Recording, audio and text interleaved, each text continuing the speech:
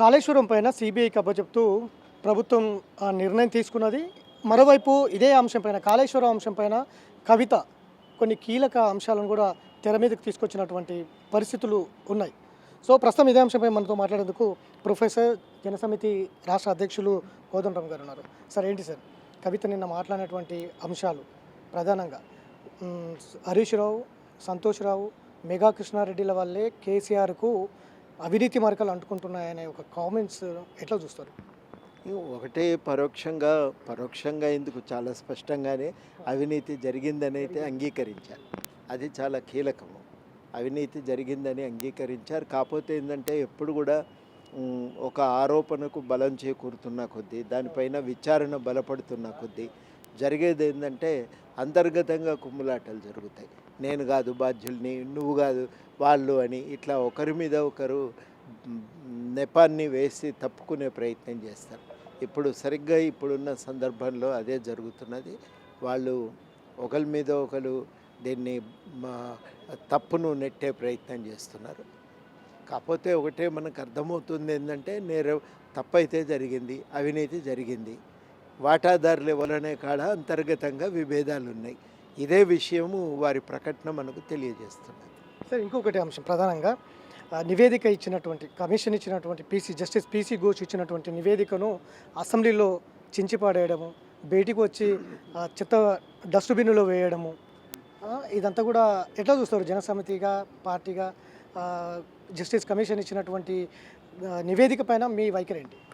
ఆరోపణలకు ఎదుర్కొనేటువంటి వ్యక్తి ఆరోపణలకు సంబంధించినటువంటి సాక్ష్యాధారాల సమాచారం సేకరిస్తున్న కొద్దీ, అవి సాక్ష్యాలు బలపడుతున్న కొద్దీ ఏ రకమైన ఆందోళనకు గురవుతారో, ఏ రకమైన ప్రతిస్పందన ఇస్తుంటాడో మనం దాదాపు అదే రకమైన ప్రతిస్పందన మన బీఆర్ఎస్ నాయకుల నుంచి మనకు కనబడ్డాయి. ఆరోపణలకు బలం దొరుకుతున్నది, దానికి సమాచారం, సాక్ష్యాలు బలపడుతున్నాయి. ఇక ఈ నేపథ్యంలో సహజంగా ఉండే ఆందోళన కానీ, అలజడి కానీ అది వాళ్ళల్లో కూడా బయటపడ్డది. అంతకుమించి దానికి ఇంకొక ప్రత్యేకత ఉందని నేను అనుకోను. కేసీఆర్ ఒక మహనీయుడు, అట్లాంటి మహనీయుడి మీద విచారణల పేరుతో చెడ్డ పేరు తీసుకురావడం, ఇట్లాంటివి చేయడం, దీని వెనకాల ప్రధానంగా ప్రభుత్వం ఉంది, రేవంత్ రెడ్డి ఉన్నారు, కొంతమంది వ్యక్తులు కూడా ఉన్నారనే ప్రధానమైనటువంటి ఆరోపణ కవిత చేస్తున్నటువంటి పరిస్థితులు ఉన్నాయి. అప్పుడు గవర్నమెంట్లో రేవంత్ రెడ్డి ఎందుకున్నాడు? లేడు కదా. బీఆర్ఎస్ నాయకులే అధికారంలో ఉన్నారు. రేవంత్ రెడ్డి అధికారంలోకి వచ్చినాక జరిగిన తప్పులు ఏంటి అనే చర్చ, అంతకుముందు నుంచి సాగుతున్నటువంటి చర్చ పైన ఒక ఎంక్వైరీ జరిపించారు. ఆ ఎంక్వైరీ పైన ప్రాథమికమైన ఆధారాలు ఉన్నాయి కాబట్టి, కుంగిపోయి మన కళ్ళ ముందు కనబడుతున్నది కాబట్టి ఎంక్వైరీ జరిపించారు. ఈ ఎంక్వైరీలో చాలా వాస్తవాలు బయటకు వచ్చినాయి. ఒక్క నివేదిక కాదు, NSDA expert committee report, NSDA report, vigilance committee report, CAG నివేదిక, ఇన్ని నివేదికల్లో లోపాలు ఉన్నాయనేది స్పష్టంగా బయటపడ్డాక ఇంకేం జరుగుతుంది? ఇట్లాంటివే మళ్ళీ ఎంక్వైరీ జరిగింది. ఎంక్వైరీలో వాస్తవాలన్నీ బయటకు వచ్చినాయి. బయటకు వచ్చిన తర్వాత సహజంగానే ఒక మానసిక ఆందోళనకు గురవుతారు కదా. ఆరోపణలు ఎదుర్కొంటున్నటువంటి వాళ్ళు అధికారంలో ఉన్నన్ని రోజులు బుకాయించి తప్పించుకున్నారు, నోరు మూయించారు, దబాయింపుకు దిగినరు. కానీ ఇవాళ ప్రయత్నం నడవదు కాబట్టి ఇవాళ ఏం చేస్తున్నారంటే ఒక అక్కసు ప్రదర్శిస్తున్నారు, ఆ రిపోర్టు పట్ల వ్యతిరేకతను చూపిస్తున్నారు.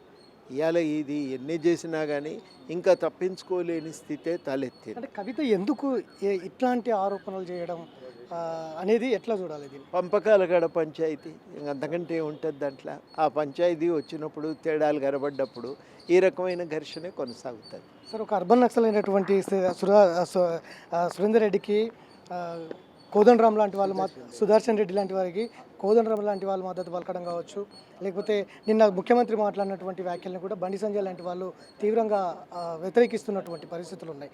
ఒక అర్బన్ నక్సలైట్ ట్యాగ్ తగిలిస్తున్నటువంటి సిచ్యువేషన్ ఉంది. ఏం చెప్తారు? అర్బన్ నక్సల్ అనే పదానికే అర్థం లేదయ్యా.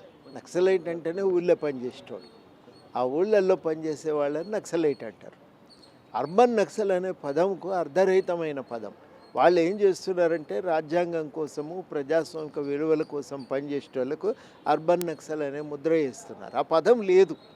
అంటే మరిగే నీళ్ళల్లో ఐస్ ఉంటుందా?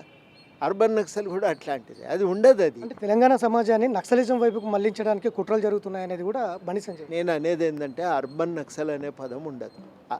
మీరు ఏం చేస్తున్నారు, ఎవరు ప్రజాస్వామ్యం కోసం రాజ్యాంగం కోసం పనిచేస్తారో మాట్లాడతారో వాళ్ళను అర్బన్ నక్సలైట్ అంటున్నారు.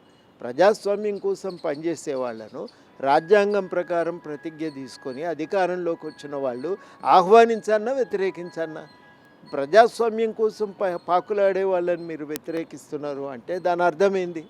దాని అర్థం ఏంటంటే మీకు ఆ ప్రజాస్వామ్యం పట్ల వ్యతిరేకత, రాజ్యాంగం పట్ల వ్యతిరేకత ఉందని అనుకోవాల్సి వస్తుంది. అంతకు మించి దానికి ఇంకొక అర్థమే ఉంది. కాబట్టి మీదబడి మనుషుల్ని బదనాం చేసి మనం తప్పించుకోవచ్చు అనుకుంటే అంతకంటే అవివేకం మరొకటి లేదు. ఏదన్నా ఉంది అని అంటే ఆ చెప్పే మాటను ఊరికే బురదజల్లి తప్పించుకునే ప్రయత్నం కాదు. విషయాలు ఏమన్నా ఉంటే దాన్ని వివరంగా చెప్పండి, దాని పట్ల ఒక స్పష్టత ఇవ్వండి, ఆ వాదన ఇవ్వగలిగే ప్రయత్నం చేయాలి. అట్లాంటిది సరి అయిన పద్ధతి అవుతుంది. అది రాజకీయాలు ఉపయోగపడితే దేశాన్ని ముందుకు తీసుకుపోతాయి. కేవలం బురదల్లి దబాయింపుకు దిగి నోరు మూయిస్తా అంటే అది నష్టం చేస్తుంది, సమాజానికి నష్టం చేస్తుంది. ఆ రకమైనటువంటి ప్రయత్నాలు కానీ రాజకీయాలు కానీ మంచివి కావని నేను గట్టిగా నమ్ముతాను. సో కల్వకుంట్ల కుటుంబంలో మరొకసారి ఆస్తుల తగాదాలు బట్టబయలాయని చెప్పుకోవచ్చు.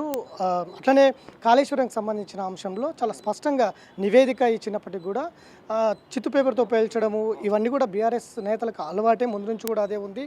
ఒక ఒక ఒక క్లారిటీగా నివేదిక, కమిషన్ నివేదికనే కాదు అనేక నివేదికలు కూడా కాళేశ్వరంలో తప్పిదాలు జరిగాయి అనేది కూడా చాలా స్పష్టంగా చేసింది.